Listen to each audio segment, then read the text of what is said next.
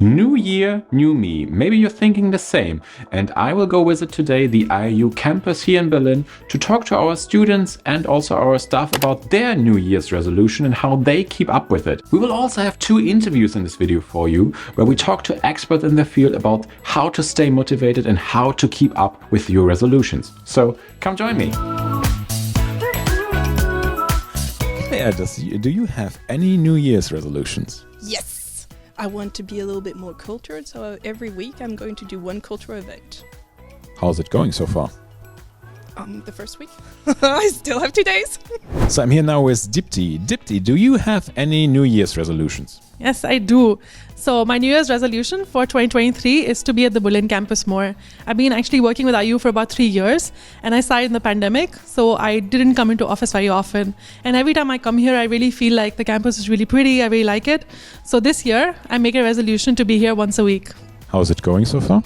It's the first week I'm here, aren't I? So smashingly. So I'm here with Kobe now. Kobe, do you have any New Year's resolutions? I do, actually.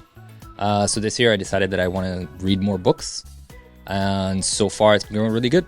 Do you make something different compared to other years? Yes. When I go to bed at night, I don't keep the phone next to my bed. I just keep a book instead. So far, so good. It sounds very good. So I wish you all the best for your New Year's resolution and all the best for the new year. Thank you very much. So now I'm here with Pallavi. Do you have any New Year's resolutions? Yes, I do. It's to paint more and be more artistically inclined. Is there anything you want to do different compared to other years? Well, last year I also tried to do the same thing, but I didn't have a foundation course for it, and now I do, and I think that's already something different from what I planned last year. So we heard a few of our staff members and students here at the campus, and yeah, it sounds very similar. It's like, yeah, I try, and this time I make it different. But for myself, I always try to stop drinking Coke, and I have the motivation, I have the goal in mind, but then I lose track half of the way. And now I will meet up with 2 of our experts who have pretty good tips to stay motivated and to stay on your goals. So let's meet them.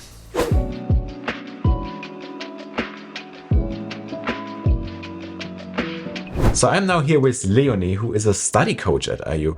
Leonie, first of all, introduce yourself. What are you doing and what is the study coaching at IU? Yeah, I'm Leonie. I'm a study coach, as you said.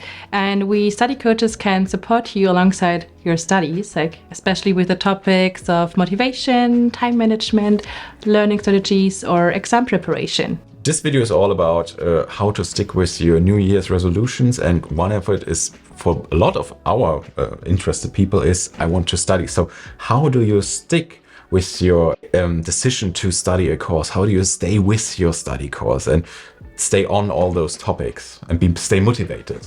One strategy can be to create small steps alongside your studies. So you really focus on one module, for example, like 2 modules, and all the other things that are following, you can put them aside and then really plan week by week and set small goals in between.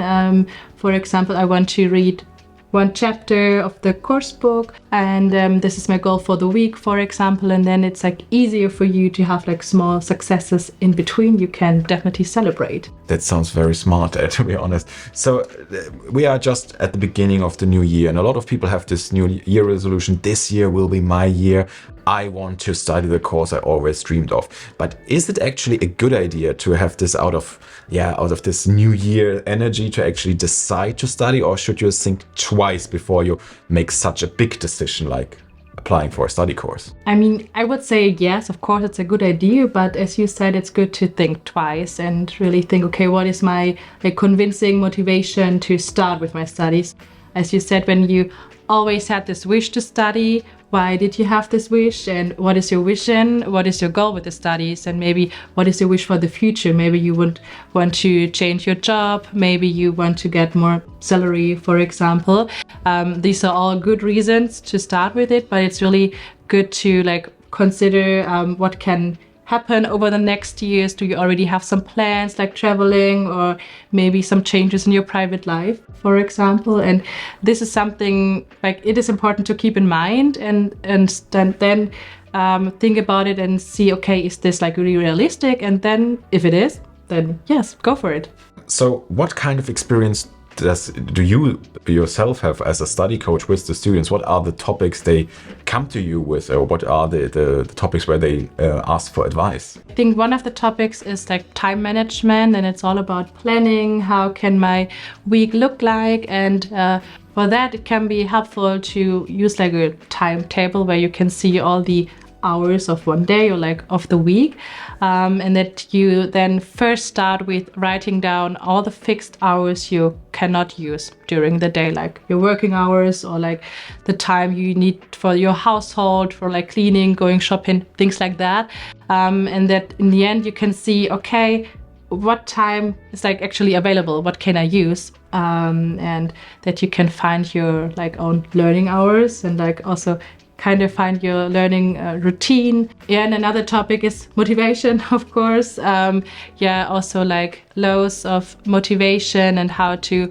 overcome them. And for that, it can also be helpful to when you really feel like, okay, I can't do anything for my studies right now, then it's also important to just take a break, maybe a small break, and really take some time off and do other things which are maybe also more important at this moment, and then come back to your studies and then maybe focus on the things that are most fun for you. Like maybe you can find another module, or when you have your current module, think about, okay, what do you actually like about studying? Is it maybe the reading? Is it maybe firstly watching videos? Is it maybe using colors while reading? So really think about, okay, what do I really like, and then maybe start with that. How can I imagine your work actually? Can the students chat with you, or can they come to you and contact you? What is the way they can interact with you? Mm-hmm. So one thing we offer is an event, like every second week on Wednesdays, and there we have a Q&A sessions, or we give some impulses, some input. And this is also a way students can reach out to us. And I think the more convenient way is to use our email address, or like even more convenient, our booking tool for appointments in the study coaching area in myCampus. There you can book an appointment for one-on-one coaching with one of our study coaches. It takes about 30 minutes.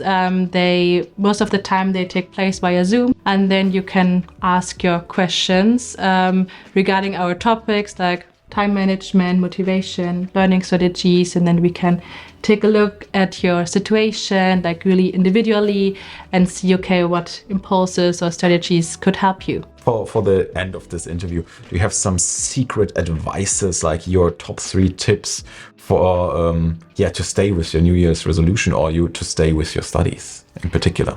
Yeah, one tip is to track your progress, and you could do that, for example, with the help of maybe little stones or little beans you have with you, or maybe in your kitchen, and for that you can take like amount of 5 or 7 or something like that, and then during the day or during the week you can think about, okay, what successes or what progress did I make during the day or during the week, that you really think about it and take some time, and then for each thing that pops up in your mind, each little success, you can take one of your stones and put them on the other side, and then at the end you can see, oh, there are so many stones, so many successes during the week, and you can definitely celebrate them. Another tip is to use a minimum amount of time for your learning. This means you can set minimum of, for example, 15 or 30 minutes where you feel like, okay, this could fit in my day. And if you feel like I have a few more time left, then you can read more pages, and in the end of the day you could realize, okay, I actually did more than the 50 minutes I planned with originally. The last tip could be for your a learning method. So when you're reading through your course book and you're learning, and you already feel like, okay, I've already memorized some of the things, that you also try to go to other people, like your family or parents, friends, and tell them about the topics you've just learned, and And then while you're doing that, you can realize, okay, I've already really have some things fixed in my mind. And it is also kind of a self-control, because then you can also see, okay, maybe there are some topics I still have to get back to and repeat them once again. Leonie, thank you very much for this insights and this interview. I wish you all the best for the new year. And I meet up now with Elena. Hi, Elena. Nice to meet you. Please introduce yourself quickly. Who are you? What are you doing at IU? Yeah, nice to meet you. I'm Elena. I'm 33 and I'm living in Hamburg. I'm working currently as a research associate in the CFB exams, and I'm also a tutor and lecturer at collaborative work. Today is all about New Year's resolution. And my first question is, why do we actually make those New Year resolution? What is so special about the new year, about the date 31st of December to 1st of January? Why do we do it exact this date all the time? It's like a new year, now I have to change. Where's the magic behind that? Whenever I think about New Year, the German Swiss poet Hermann Hesse is crossing my mind.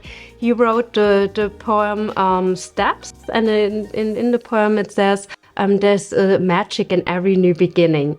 And I think that's what New Year is like, this spirit of optimism, that rush, that drive that is coming to us, then where we are like, okay, I want to make something completely new and go for it. In the time between the years, most of us are on holidays, they are reflect on the new year and are like, okay, I want to change something, I have a time to calm down, I'm out of my everyday routine, and so that's quite good. Like, I'm out of the routine, I can start something new, and then the new year is the start where we can go on. That makes sense, but why is this magic then so quickly gone? Why do we lose the drive to stay on those resolutions so quickly? Yeah, because the routine is coming and the magic disappears.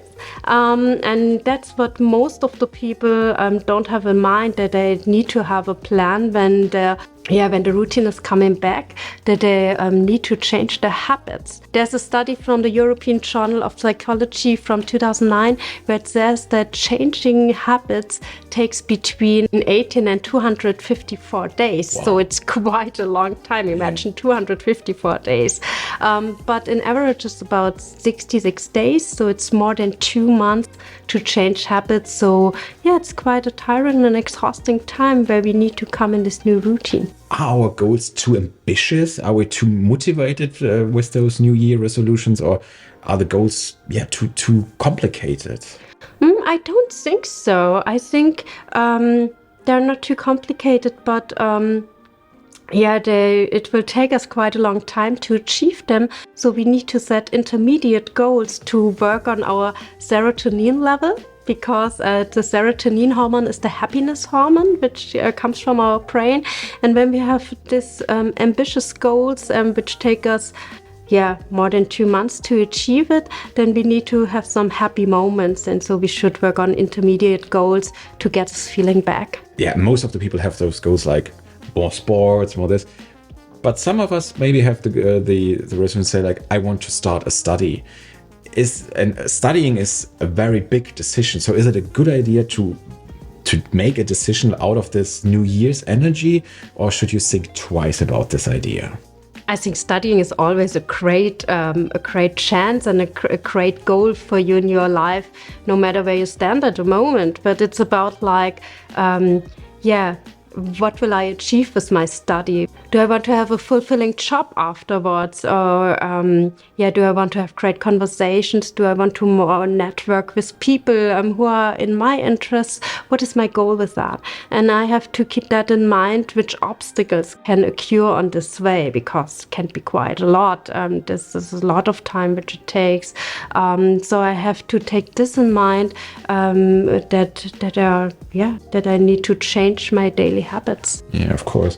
So now I made the decision, but then I lose the drive. So is there any help that you can, or any advice that you can give that helps staying with this motivation, or find new motivation to stay with this? I want to introduce the Woop model, which can help you to achieve your goals. So a Woop is an acronym, so that means that every letter stands for a single word. The W stands for the wish. This is your goal you want to achieve. You have to make this clear for yourself. The O is for outcome. And in the outcome, it's very helpful to feel the outcome already and to make it, to represent it in a multisensoric way. So that you, if you want to make a study in business administration to achieve the job you want and to get your dream job, then it's about, how does it feel to get this job and how does it feel to pass all the exams on your way? And this makes you quite a lot more motivated. So we imagine the scale from 0 to 100, and we should imagine how much positive emotions come to us when we are achieving our goals. And if this feeling is under 70, then it's probably too less motivation for that goal. So it should be 70 or more. And when we are going to the negative scale, and also imagine a scale from 1 to 100, then the model says the negative emotions which are related to your goal should be 0. Can't be more than 0, and this is very harsh if we think about that. It seems like, okay, hey, there are always negative feelings when we are thinking about the goals, because it's quite a hard and tiring way sometimes to achieve our goals. But what is the chance in this? The chance is that we have a look on the third point in the Woop model, the obstacles which are coming into us. Yeah, we should look that the obstacles are become positive. And then in the fourth step, we can have a plan out of this and can create a plan out of this, and then working on achieving our goal. So for the end of this interview, do you have some final secret tips for our viewers out there? I have 3, I think. It's about don't be too hard to yourself, even if you are struggling a bit on your way. Just because you're struggling, it's not like you can't achieve it. The second one is to have a look on your obstacles again, which you defined in the Woop model. Maybe your obstacles changed during your way. So you said that you drink too much Coke, which is your obstacle which prevents you from achieving this goal. These are your habits, and then you have to look, how can I change these habits to make this obstacle which I have more attractive to me. Another one is to set intermediate goals, to go for your serotonin level and be happier at all the time, and look for yourself that you make a good time by achieving your goals. That sounds very good. Elena, thank you very much for those great insights, for those great tips. And I hope and wish you all the best for your New Year's resolution. If you have some, then put them down in the comments. Let us know what your New Year's resolutions are, how it's going for you. And if you have special tips on how you stay on your resolutions. That's it for today. I hope you enjoyed this video, and I wish you all the best. Subscribe to our channel, and we see you in the next video. Bye bye. Thank you. Bye.